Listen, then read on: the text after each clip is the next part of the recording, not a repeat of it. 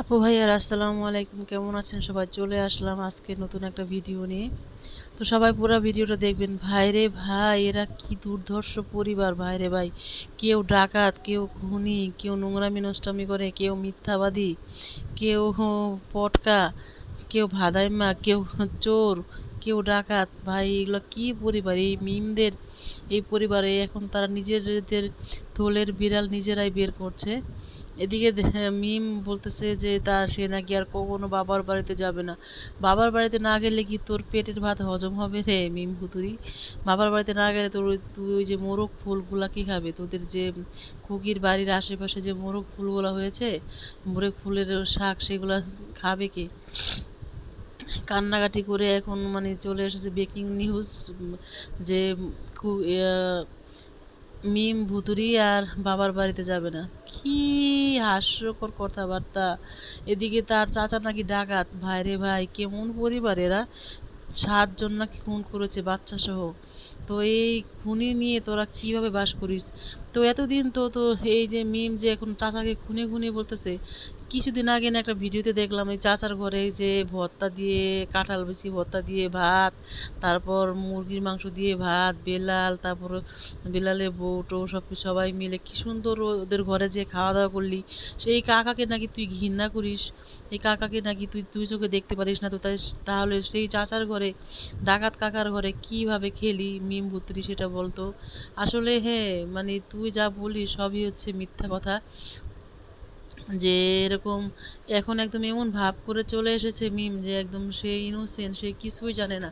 এই যে এত বড় একটা দুর্ঘটনা ঘটলো, এই চাচাকে গায়ে হাত তুলে রক্ত বের করে এখন এই মাল্টি নোংরা শারমিন চলে এসেছে সাফাই গাইতে। খুকি তো সব কিছু ফাঁস করে দিয়েছে।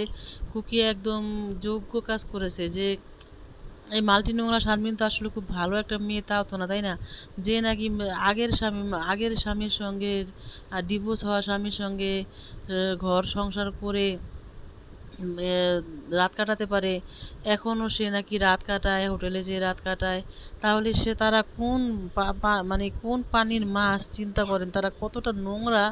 আসলে এদের যে সবাই নোংরা পরিবার বলে, পদ্মার চরে নোংরা পরিবার বলে, এটা তো ভুল কিছু না। এরা হচ্ছে আসলেই একটা পদ্মার চরে নোংরা পরিবার। এদের ভিডিও দেখার মতো আমি কি দর্শক আপনারা এদের ভিডিও দেখবেন না? এদের ভিডিও দেখার মতো সেমন কিছু নেই। এদের ভিডিও দেখে শিক্ষামূলক কিছুই পাবেন না।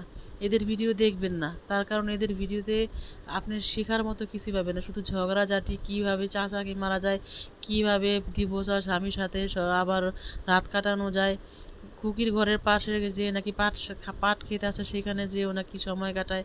কি আর বলবো, মুখে উচ্চারণ করতেও লজ্জা লাগে এই ধরনের কথাবার্তা। তো খুকি তো সব কিছু মানে প্রমাণ করে দিয়েছে। এদিকে মাল্টি নোংরা শারমিন একবার যে মালয়েশিয়া গেল না, সে কিন্তু আসলে তার আগের স্বামীর সঙ্গে যে সিঙ্গাপুর থেকেছে, সে মিথ্যা কথা বলেছে যে সে মালয়েশিয়া গেছে। আসলে সে সিঙ্গাপুর থেকেছে না, সিঙ্গাপুরের কথা বলেছে, আসলে সে মালয়েশিয়া থেকেছে। এটা হচ্ছে মানে কত বড় নির্লজ্জ হলে একটা মহিলা যে এরকম আগের ডিভোর্স হওয়া স্বামীর সাথে আবার রাত কাটাতে পারে। এর জন্যই তো রাজের সাথে সংসারটা ঠিক নেই। রাজ প্রতিনিয়ত তাকে সন্দেহ করতো।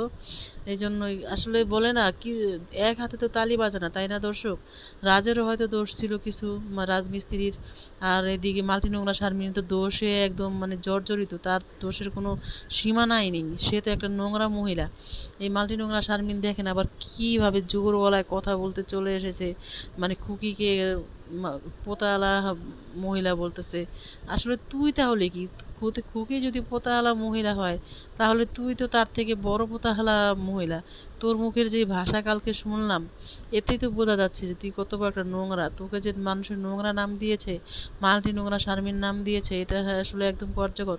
তো পরিশেষে আমি একটা কথাই বলবো দর্শক, আমি অন্য অন্য রোস্টারদের মতো এত বিশ্লেষণে যাই না। তার কারণ যেটা নিজ চোখে দেখিনি সেটা নিয়ে এত কথা বলা ঠিক হবে না। কিন্তু এরা সর্বোপরি এরা সবাই হচ্ছে খারাপ। কেউ ডাকাত, কেউ নোংরামি নষ্টামি করে, কেউ পরকিয়া করে, কেউ খুন করে, এদের পরিবারটা আসলে কোনো যে নোংরা পরিবার সেটা তো আপনারা এতদিনে বুঝতেই পেরেছেন।